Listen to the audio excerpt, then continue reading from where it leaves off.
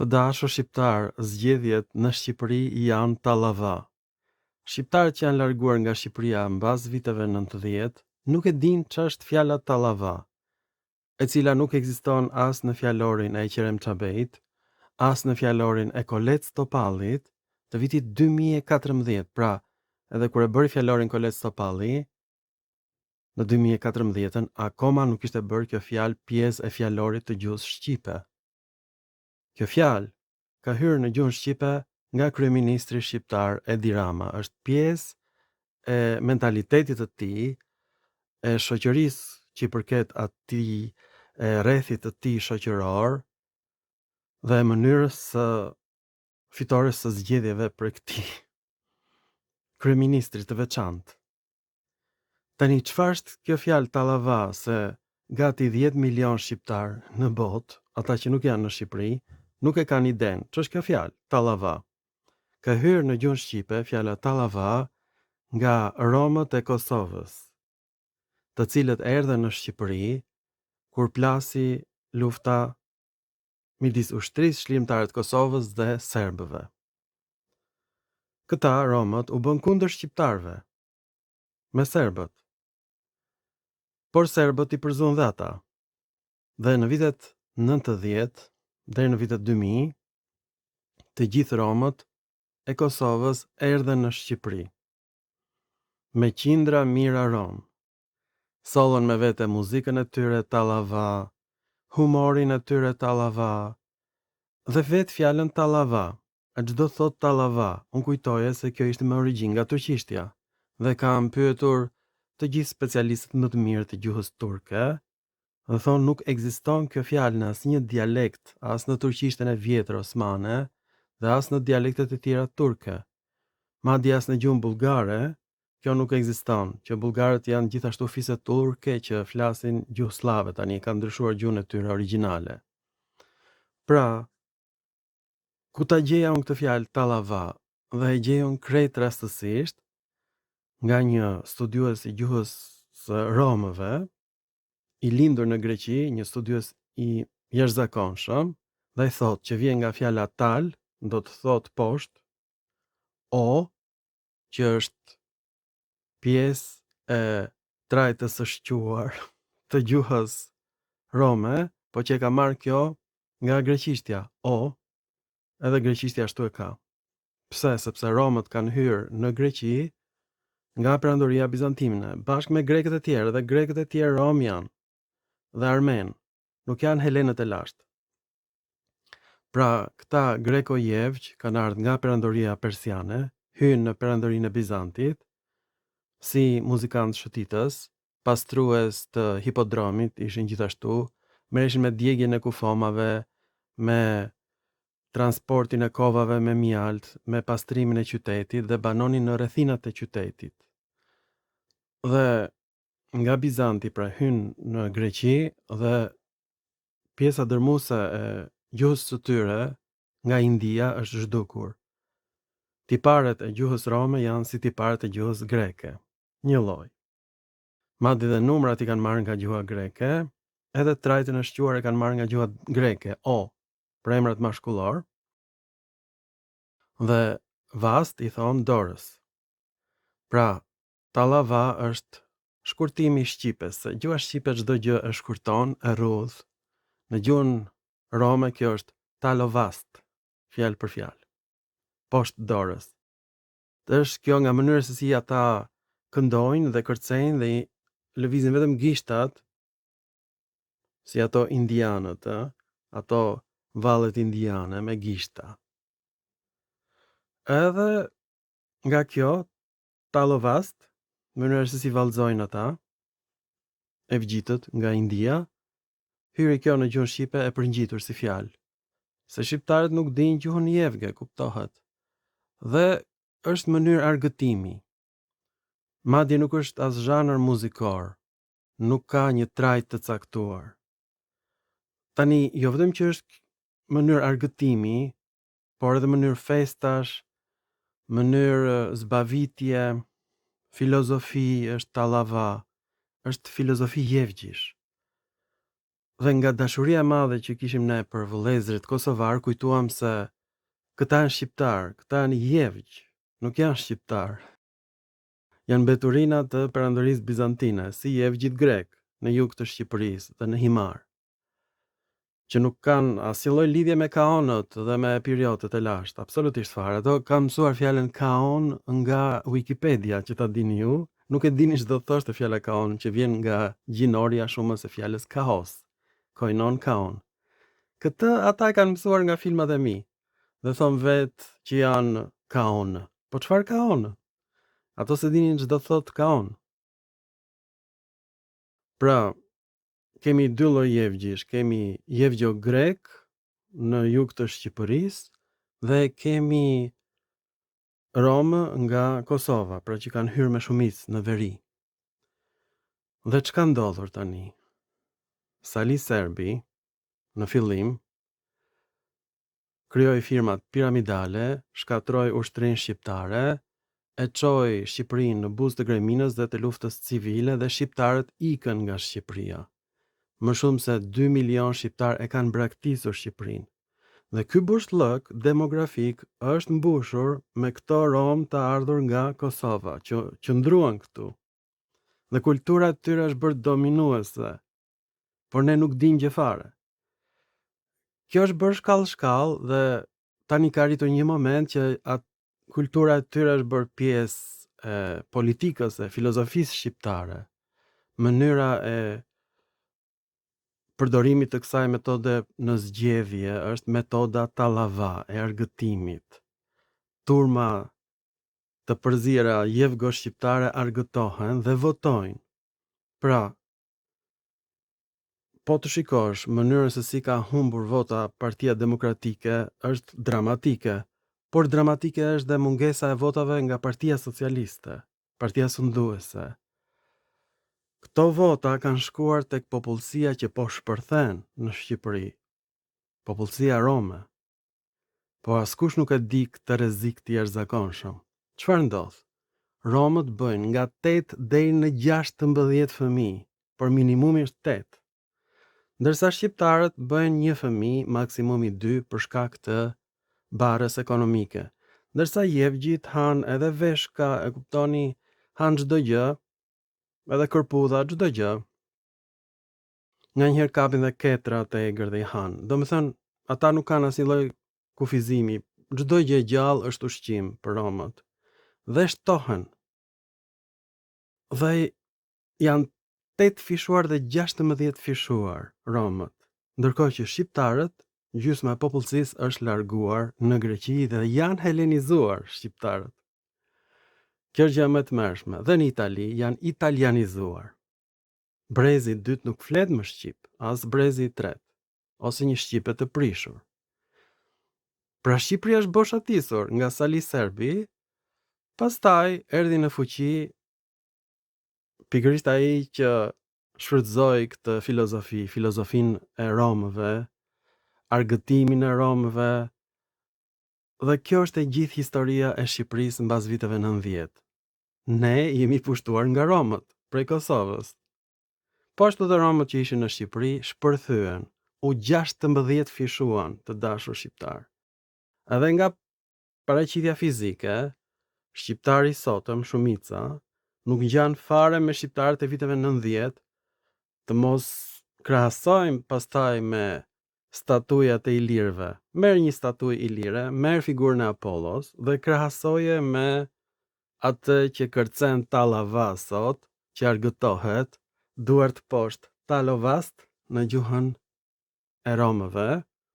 Krahasoje pra një rom me figurën e Apollos, ta kuptosh se ku kemi arritur, se çfarë ka ndodhur me gjuhën shqipe, me popullin shqiptar që po zhduket para syve tanë. Po avullon shqiptari. Pra ka arritur një përqindje 40% me 60% popullsia rome në Shqipëri dhe do të kaloj popullsinë vendase. Nga një anë po shtohen greko-jevgjit në jug, nga ana tjetër po shtohen romët të ardhur nga Kosova në veri dhe shqiptarët do bëhen minoritet brenda këtij shekulli të dashur shqiptar. Ju jeni minoritet në vendin tuaj. Kjo ka ndodhur. Kështu që kushdo që ti fitojë zgjedhjet në Shqipëri, do përfaqësoj interesat e romëve, që ta dini. Ky është fati i juaj. Tani nga e nxorën këtë, kuptohet, me ndihmën e inteligjencës kompjuterike, as që dëmon shkon të ndërmend një gjë tillë. Të dashur shqiptar, inteligjenca kompjuterike është pikërisht shpikja e fundit e njeriu, do të thonë njeriu do zhduket më vonë.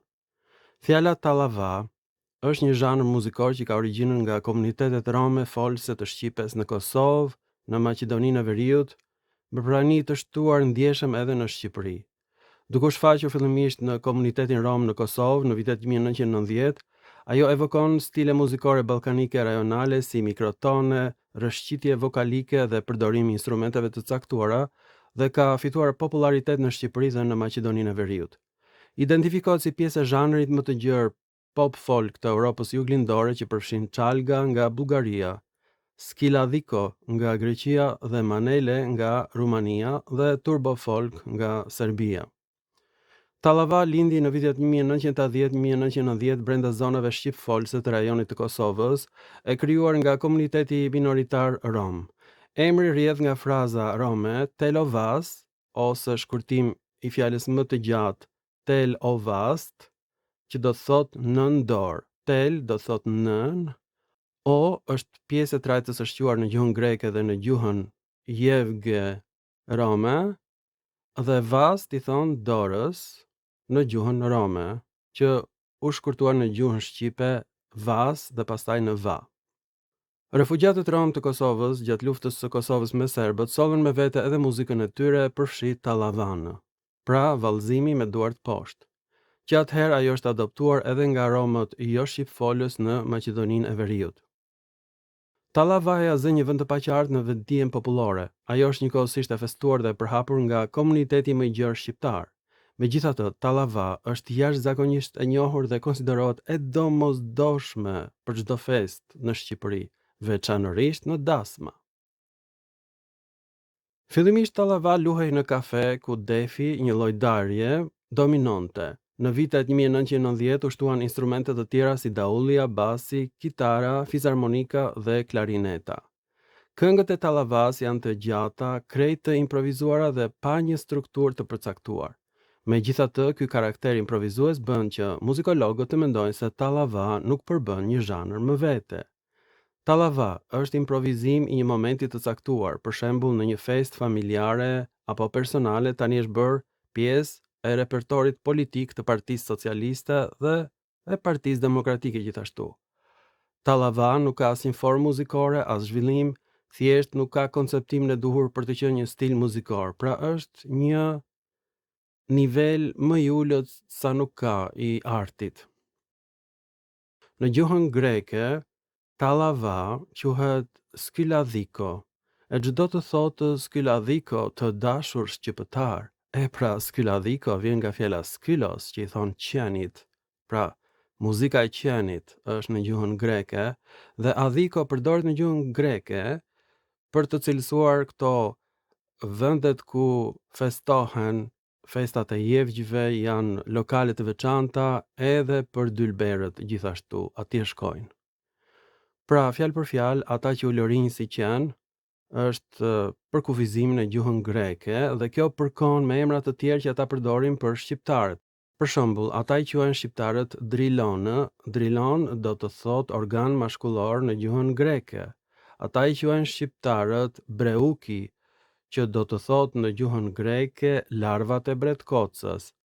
Ata i thon shqiptarëve kelidonis, që do të thotë dallëndyshe që s'din të flasin, vetëm cicërojnë me piskama të mprehta. Ata i thon shqiptarëve doule, që do të thotë sklav në gjuhën greke. Ata i thon shqiptarëve penestai, që do të thotë njeri shumë i varfër, sklav në gjuhën greke. Pra, këto që ne mendonim se ishin fise i lire, janë gjithashtu emra shumë të shëmtuar, që grekët na kanë dhënë neve, por emri më i shëmtuar është Dardanos ose Dhardanos, që do të thotë i dhier fjalë për fjalë në gjuhën greke, të dashur shqiptar. Pra, Dardhanei do të thot me dhi në gjuhën greke, tash ti e mësuam, dhe nuk vjen nga fjala dardha të dashur shqiptar. Ju bëfshin mirë dardhat greke të dashur pelazg. Pra ata tallen me ne, grekët, dhe na kanë vënë neve me qindra emra të pist, që unë po i gjej një nga një, gjë që provon që jemi autokton dhe ndërmjet të tjerëve po na quajnë edhe neve qenë, sepse na identifikojnë me romët të dashur shqiptar. E kuptuat apo jo? Kjo është muzika e qenëve, sipas grekërve të dashur shqiptar, ju bëf të mirë tallavaja kosovare, këta nuk janë kosovarë, këta janë jevgjë të dashur shqiptar. Pra, plani për shfarosjen e shqiptarëve ka ndodhur mu përpara syve tanë. E ka filluar këtë plan Sali Serbi, me familjen e tij gjysmë serbe, u bë drejtuesi i Partisë Demokratike, e vodhi nga studentët në vitet 90, shkaktoi luftën civile, përzënien e shqiptarëve nga Shqipëria, krijimin e bandave që vazhdojnë sot e kësaj dite. Dhe gjë më e tmerrshme është se serbët dërgojnë në Shqipëri të gjithë romët dhe ata shumë fishohen. 16 fishohen të dashur shqiptar në çdo brez. Do me thënë, është një lloj si kur të luftosh me milingonat, ose si thonin grekët, larvat e bretkocës, breuki, kështu na quanin neve. Dardanos do të thot me njollat të ujë të trash. Ky është emri i Dardanit në greqisht, dhe jo i dardhës, të dashur shqiptar. Doule do thot sklav, dhe këto dulet janë bërë i tharët më të mëdhenj të Greqisë në Shqipëri. Do më thënë, shikoni sa poshtë ka rënë niveli shqiptarit.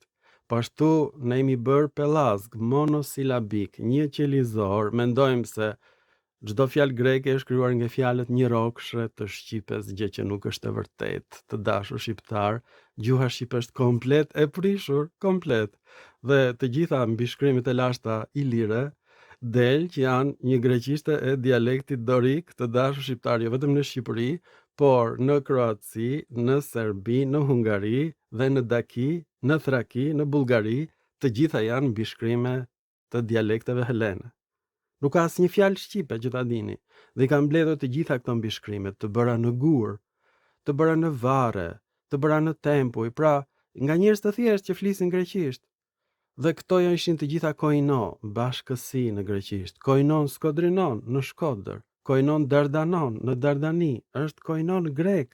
Popullsia ishte sklave, kuptohet. Shqiptarët, ilirët punonin në miniera, nxirrnin argjend për perandorin helene të dashur shqiptar që ka dominuar në Shqipëri që nga shekulli i 8 para erës sonë. Ne kemi lindur si sklever dhe tani në shekullin e 21 ne po shpopullohemi, shqiptarët e fundit po vdesin, po bëhen helen, po helenizohen vetë me dëshirë, nga që ka një neveri të jashtëzakonshme për pushtetin në Shqipëri, për partinë sunduese. Tani shikoni se si u krijua fjala tallava. Në gjuhën e jevgjëve kjo është talovas, do thot poshtë dorës, fjalë për fjalë. Dhe vjen nga tal, e shikoni, që në gjuhën hungareze është alat ose ala, ndërsa në gjuhën e jevgjëve është tal, do thot poshtë. Tani në Greqi është gjetur origjina e fjalës dora në një zonë që quhet Parakalamos në Greqi, dhe atje origjinali ka qenë badza, po bëja bëhet vë në greqisht dhe pastaj kjo bë vast në gjuhën e jevgjëve në Greqi, pastaj nëpërmjet perandorisë bizantine ata u përhapën në Iliri, u përhapën pastaj edhe në vende të tjera të Europës Veriore. Dhe nga badza u krijua fjala vast, që në gjuhën shqipe u shkurtua në va. Pra fjalë për fjalë, talava është pikërisht një tokë fjalësh në gjuhën e jevgjëve, tal poshtë, o pjesë e trajtës së shquar dhe vas, shkurtimi shqipes i fjalës vast, që i thon dorës. Pra, kjo filozofi tallava është bërë pjesë e filozofisë së shqiptarëve, në mënyrës argëtimit sepse ka ndryshuar pikërisht pozita demografike e shqiptarëve. Jemi shkatruar, Jemi zhdukur të dashur shqiptar, neve na zhdukën i gjithë. Ka ndodhur para se vetan. Shfarosja e shqiptarve. Ju jeni të shfarosur o të mjerë, kushdo që të fitoj zgjedhje do fitoj vetëm me filozofinë Tallava.